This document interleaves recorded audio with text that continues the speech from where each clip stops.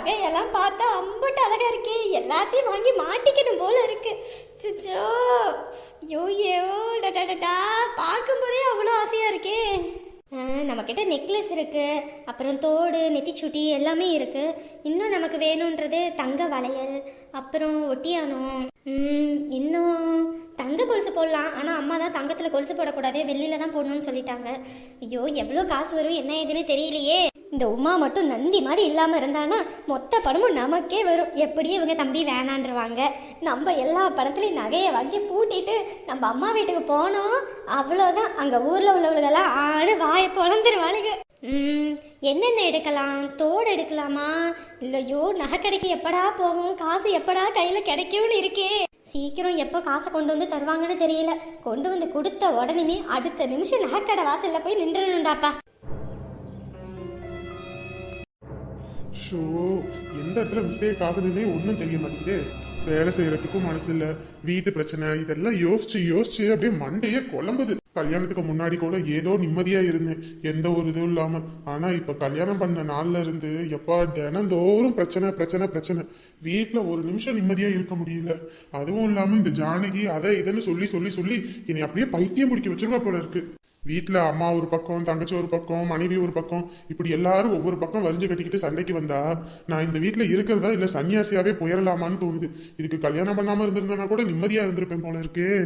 Show அப்பா, வேலையும் செய்ய முடியல, என்னால் நிம்மதியாகவே இருக்க முடியல. தூங்கி நிம்மதியாக இருந்தே பல மாதம் ஆகுது. நிம்மதின்றதே வாழ்க்கையில் இல்லாமையே போயிடும் போல இருக்கே. ஸோப்பா, என்ன பண்ணுறதுன்னே எனக்கு ஒன்றுமே புரியல. நமக்காக குடும்பத்தை விட்டுட்டு வந்திருக்கான்னு சொல்லி அவன் மேலேயும் கோவப்பட முடியல. பெற்றவங்க நமக்காக ரொம்ப கஷ்டப்பட்டிருக்காங்களேன்னு சொல்லி அவங்க மேலேயும் கோவப்பட முடியல. தங்கச்சி வாழ்க்கையே இழந்துட்டு வந்து நிற்கிறான்னு அவன் மேலேயும் கோவப்படல. எல்லாம் சேர்ந்து இப்போ என் மேலே நானே கோவப்பட்டுக்கணும் போல இருக்கு. ஏன்டா இப்படி இருக்குன்னு. நிம்மதியே இல்லையே எனக்கு. இப்படி சொல்லு பச்சைக்கிளி. என்னத்த நான் சொல்றது, எனக்கு நிம்மதியே இல்லை வாழ்க்கையில. என்ன ஆச்சு? அங்க எதுவும் பிரச்சனையா? என்னத்த சொல்ல, வேலை வேலை செய்ய வச்சு என்னை பெண்டு கழட்டுறாருப்பா அவரு. என்னால முடியலப்பா. காலையில எந்திரிச்சா நைட்டு தூங்குற வரைக்கும் வேலை தான். போதாத குறைக்கு என் மாமியார் கிளவி வேற அதை இதுன்னு சொல்லிக்கிட்டே இருக்கு. எனக்கு இருக்கவே முடியல. அப்பயே உன்னை நான் வா அப்படின்னு, நீ தான் அப்பா சொத்தெல்லாம் போயிடும்பா அப்படி இப்படின்னு சொல்லிட்டு இருக்கிறேன்னு, இப்ப அங்க போயிட்டு இது அதுன்ற. நான் என்னதான் பண்ணட்டும்னு சொல்லு. என்னால முடியலப்பா. வேலை செஞ்சு களைச்சு போகுது. இதுலயும் வேற அந்த மனுஷன், நீ மட்டும் வேலை செய்யலையா சொத்தெல்லாம் நான் என் தங்கச்சி பிள்ளைக்கு எழுதி வச்சுட்டு போயிடுறேன் அப்படின்னு மிரட்டுறாரு. என்னால முடியலப்பா. நீ சொல்றதெல்லாம் பார்த்தா எனக்கே ரொம்ப பயமா இருக்கேம்மா. நான் வேணா இப்ப கிளம்பி வரட்டுமா? நீங்க கிளம்பி இங்க வந்து மறுபடியும் எனக்கு பிரச்சனை வரதுக்கா? இவர் உடனே அவங்க தங்கச்சி வீட்டை எல்லாத்தையும் கூப்பிட்டு இங்க எல்லாரும் வந்து டேரா போட்டுக்கிட்டு இருப்பாங்க. எதுக்கு? என்னால எதுவுமே முடியலப்பா. வரட்டான்னு கேட்டாலும் வேணான்ற, அப்புறம் இப்படின்னு சொல்ற. நான் என்னதான் பண்ணட்டும்? இங்க தூரத்துல இருந்துகிட்டு எனக்கு மண்டையே பிச்சுக்குது நீ பண்றதெல்லாம் பார்த்தா. என்னப்பா பண்றது? என் மனசு வேதனையை யாருக்கிட்ட சொல்லி அழ முடியும்? பெத்த தாய் கிட்ட சொல்லி அழலான்னு அது மாப்பிள்ளைக்கு தான் சப்போர்ட் பண்ணிக்கிட்டு இருக்கு. எனக்குன்னு இருக்குது நீங்க ஒருத்தர் தான். இங்க பாருமா, கஷ்டம்னு ஒண்ணு பட்டா மட்டும்தான் நம்ம வாழ்க்கையில ஏதாவது ஒண்ணு சாதிக்க முடியும். எதுவுமே இல்லாம நமக்கு எல்லாம் கிடைக்கும்னா கிடைக்காது. பொறுமையா இரு, எப்படியும் மாப்பிள்ளைய நம்ம வழிக்கு கொண்டு வந்துருவோம். அட போங்கப்பா, எனக்கு அந்த நம்பிக்கையே போயிருச்சு. முதல்லலாம் நான் என்ன சொன்னாலும் தட்டாம கேட்கிற மனுஷன் இப்பெல்லாம் நீ என்ன சொல்றது நான் என்ன கேட்கறதுன்னு இருக்காரு. அப்படி இருக்கும்போது நான் எப்படிதான் இது பண்ண முடியும்? ஷோ, இந்த பச்சைக்கிளிட்டு பேசினா எனக்கு பைத்தியமே பிடிச்சிரும் போல இருக்கு. எமாடி, அப்படின்னா பொறுத்துதாமா போகணும். இதுவும் முடியாது அதுவும் முடியாதுன்னா எதுவுமே பண்ண முடியாது. பொறுமையா இரு, நான் வைக்கிறேன். உன்கிட்ட பேசி பேசி எனக்கு தலையே வெடிக்கிற மாதிரி இருக்கு.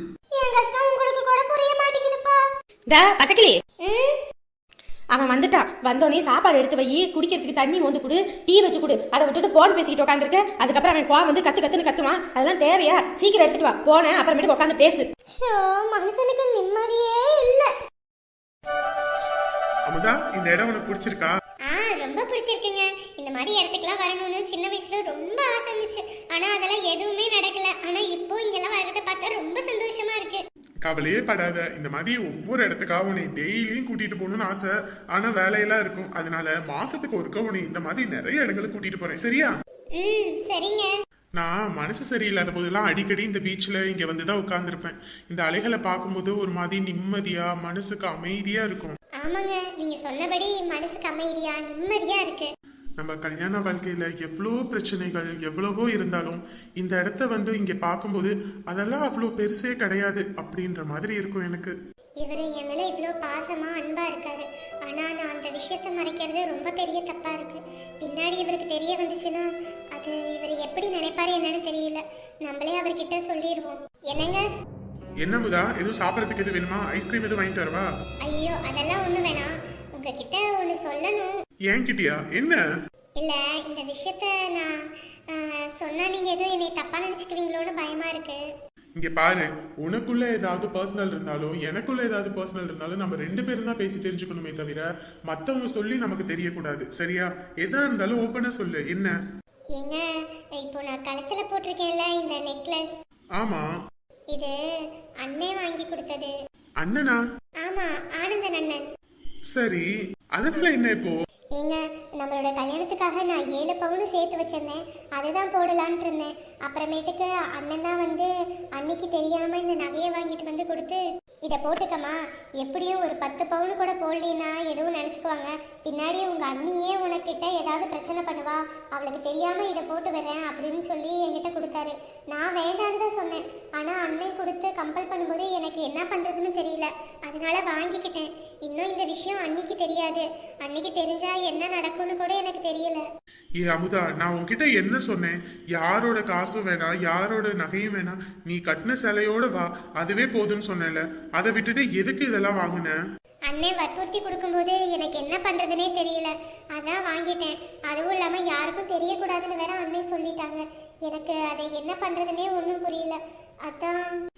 சரி, இப்போ என்கிட்ட சொல்லிட்ட. ஆனா இன்னும் இந்த விஷயம் எங்க அக்காவுக்கு தெரியாது. எங்க அக்காவுக்கு தெரிஞ்சது அவ்வளவுதான், வீட்டுல ஆட்டம் கட்டிடுவாங்க. ஏங்க, அண்ணி சத்தம் போடுவாங்களா? சத்தம் போடுமாவா? இந்த விஷயம் மட்டும் எங்க அக்காவுக்கு தெரிஞ்சது அவ்வளவுதான், எங்க மாமாவோட சோழி மொத்தமா முடிஞ்சு போயிடும். அது மட்டும் கிடையாது அமுதா, அது எச்சு கையால கூட காக்கா ஓட்டாது, யாருக்கும் 10 பைசா கொடுக்காது. ஆனா அதுக்கு யார் மூலியமாவது 10 ரூபா வருது, 20 ரூபா வருதுன்னு வச்சுக்க, 21 ரூபாயாவா கொடுங்க அப்படின்னு சொல்லி அப்படி கேட்டு வாங்குற ஆளு. நீ வேற அங்க போய் நகையை வாங்கியிருக்க. இன்னும் இந்த விஷயம் எங்க அக்காவுக்கு தெரியாது. இன்னும் என்ன நடக்க போகுதுன்னே ஒன்னும் புரியலையே. என்னங்க இப்படியெல்லாம் சொல்றீங்க? இப்படி சொல்றத பார்த்தாலே பயமா இருக்கே. நீ நகையை வாங்கிட்ட, இனிமே அங்க மாமாவோட நிலைமை.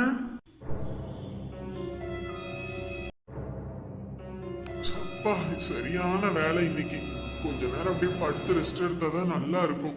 ருக்கு ருக்கு, கதவையும் இப்படி திறந்து வச்சுக்க வேண்டியது. யாரு வராங்க யாரு போறாங்கன்னு தெரிய மாட்டேங்குது. கூப்பிட்டா கூட காதுலயே விழாத அளவுக்கு என்னதான் வீட்டுல அப்படி வெட்டி முடிக்கிற வேலைனே தெரியல. ருக்கு ருக்கு, அப்பா இந்த வீட்டுல கத்தி கத்தி தான் ஒவ்வொன்னும் வாங்குறதா இருக்கு. ருக்கு, கேட்காத காதுக்கு அந்த காலத்துல சொல்ற மாதிரி ஈயத்தை காய்ச்சி ஊத்தணும் போல இருக்கு. வந்து எவ்வளவு நேரமா நானும் ருக்கு ருக்குன்னு கூப்பிட்டு இருக்கேன். காதல விழுதா இல்ல விழ மாட்டிக்குதா? விழுது விழுது. சப்பா, சீக்கிரம் போய் டீ போட்டு எடுத்துட்டு வா, தலையெல்லாம் வலிக்குது. அத்த, நீங்க எப்ப வந்தீங்க? மத்தியானம் தான் மாப்பிள்ள. அப்படியே வாயை பார்த்துட்டு நிக்காத, போ போய் டீ போட்டு எடுத்துட்டு வா 2 பேத்துக்கும். போடுறேன் போடுறேன், போடுறதுக்கு தானே நின்றுட்டு இருக்கேன். என்னத்த, அமுதாவும் மாப்பிள்ளை எப்படி இருக்காங்க? நல்லா இருக்காங்க. அமுதாவுக்கு பிறந்த நாள்னு ருக்கு சொல்லிக்கிட்டு இருந்தா. எனக்கு வரணும்னு ஆசைதான், ஆனா வேலை அதிகமா போச்சா, அதான் வர முடியல. இந்த வாரத்துல வீட்டுக்கு வராத்த. அங்க போறதெல்லாம் இருக்கட்டும், நான் கேட்கறதுக்கு முதல்ல பதில சொல்லுங்க. உன்கிட்ட நான் என்ன சொன்னேன், நீ என்ன பண்ணிக்கிட்டு இருக்க? நான் உங்ககிட்ட என்ன கேட்கறேனோ அதுக்கு பதில சொல்லுங்கன்னு.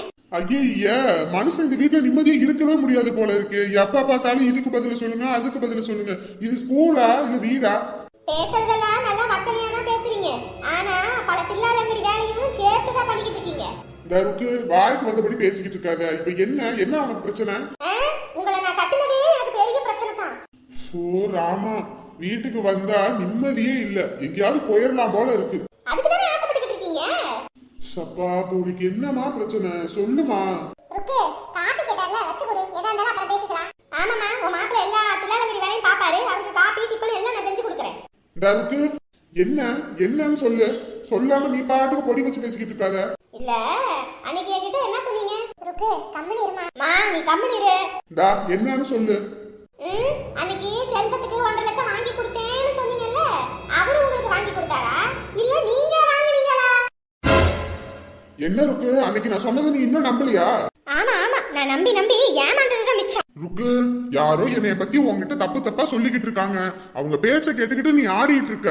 ஆமா சொல்லுவீங்க பேச்ச கேட்டு ஆடுனாமா. நீங்க யாருக்கிட்ட கடன் வாங்குனீங்களோ அவங்க வீட்டுக்கே போய் என்ன ஏதுன்னு கேட்டுட்டு வந்திருக்கேன். அது மட்டும் இல்லாம நல்லா இருக்க எனக்கு உடம்பு சரியில்லைன்னு சொல்லி வாங்கியிருக்கீங்க. நான் என்ன சீரியஸாவா இருக்கேன்? அன்னைக்கு அவங்க சொல்லும் போது கூட என் புருஷன் அந்த மாதிரிலாம் இல்ல அப்படின்னு நினைச்சு என் தங்கமானவர் அப்படின்னு நினைச்சா நீ எனக்கே ஆப்பு வச்சிருக்கல. ஆத்தாடி, எல்லா விஷயத்தையும் தெரிஞ்சுக்கிட்டு தான் வந்து நிக்கிறாளா? அவளுக்கு நான் காசு வாங்கின விஷயம் மட்டும்தான் தெரியுமா, இல்ல அமுதாவுக்கு என் தங்கச்சிக்கு நகை வாங்கி கொடுத்த விஷயமும் தெரியுமா? ஐயோ, அது தெரிஞ்சதுன்னா அமுதா வாழ்க்கையே போயிடுமே. இப்ப என்னத்த சொல்லி சமாளிக்கிறது ஒன்னும் புரியலையே. என்னங்க என்ன சொல்லி இப்ப சமாளிக்கலாம்னு யோசிக்கிறீங்களோ?